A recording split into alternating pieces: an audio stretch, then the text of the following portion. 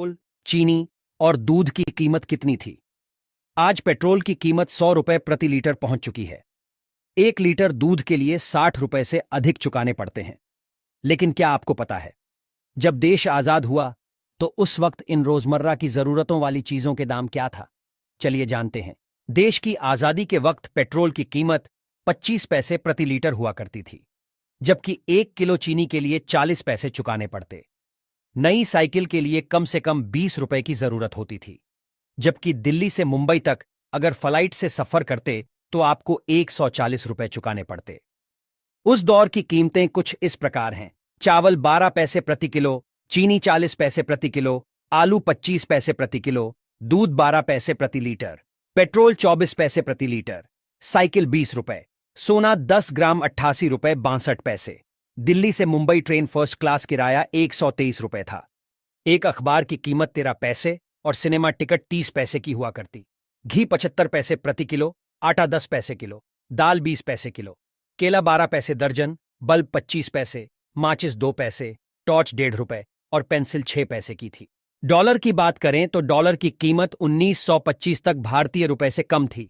वो कीमत जानकर आप हैरान हो जाएंगे। $1 हमारे 10 पैसे के बराबर था। 1947 में $1 4 रुपए 16 पैसे के बराबर हो गया।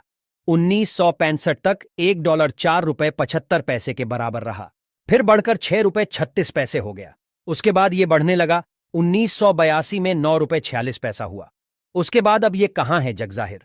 लगातार डॉलर के मुकाबले रुपए की कीमत कम होती जा रही है। 1947 में प्रकाशित एक विज्ञापन के अनुसार उस समय भारत में आकर बिकने वाली फोर्ड कंपनी की ब्यूक 51 कार की कीमत करीब 13,000 रुपए थी, जबकि 1930 में फोर्ड की ये मॉडल फेटन कार करीब 3,000 रुपए कीमत में भारत में बिकती थी। वहीं क्या आप जानते हैं भारत में पहली बार रुपया कब अस्तित्व में आया? रुपए के शुरुआत की बात 6ठी शताब्दी ईसा पूर्व में बताई जाती है, यानी 2600 साल पहले रुपए की शुरुआत हुई थी। रुपया संस्कृत से आया है।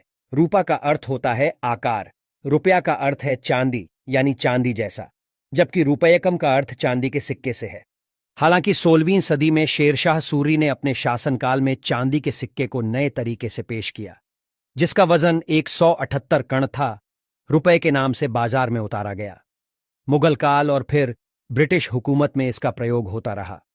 फिर 1861 में 10 रुपए के नोट ने पहली बार बाजार में दस्तक दी। 1864 में 20 रुपए का नोट आ गया। 1872 में 5 रुपए का नोट जारी किया गया। इसके बाद साल 1900 में 100 रुपए का और 1905 में 50 रुपए का नोट बाजार में जारी किया गया। इसके बाद अगले 5 साल में 500 और 1000 रुपए का नोट भी बाजार में आ गया था।